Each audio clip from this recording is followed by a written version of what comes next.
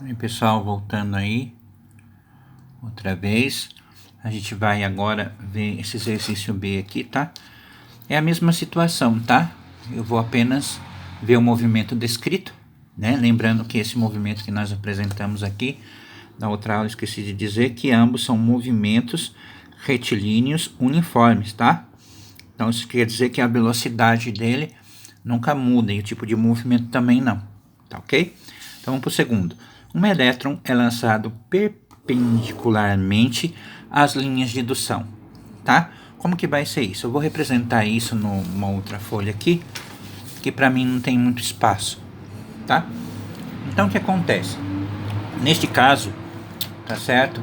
Entre a velocidade e o campo magnético, que vale 90 graus, tá? Portanto, o elétron ele descreve uma trajetória circular, tá? Então, você imagine o seguinte, que o nosso elétron, tá certo? Ele está aqui nessa posição e ele está caindo de uma maneira perpendicular, tá? Então, aí a gente vai ter o quê? Né? Essa partícula, né? Essa carga, né? Porque o elétron, basicamente, ele é uma carga, né? Ele tem uma carga Q, tá certo? E ela vai ter também uma velocidade, tá certo? Então ele vai ter uma velocidade. Essa velocidade, conforme ele vai caindo, tá? As linhas de indução para o campo magnético, né?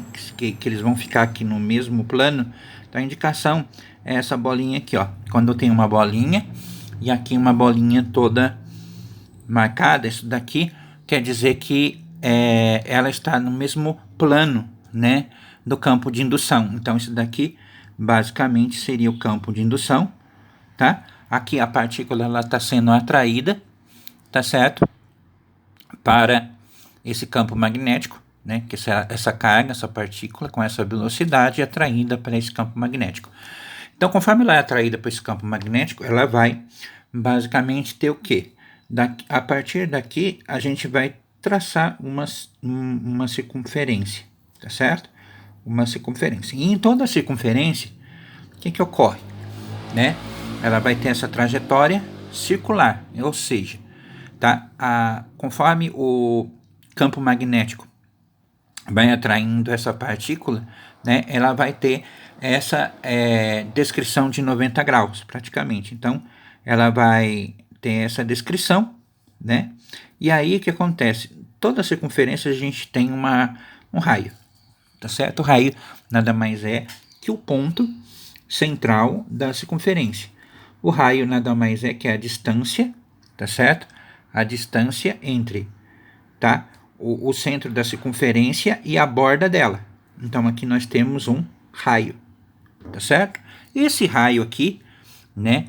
Tá certo que seria a distância daqui do centro até a borda da circunferência, tá certo? Esse raio ele vai basicamente ser a trajetória, né, de maneira em círculos, né, dessa carga elétrica aqui. Então a maneira de representar está bem aqui.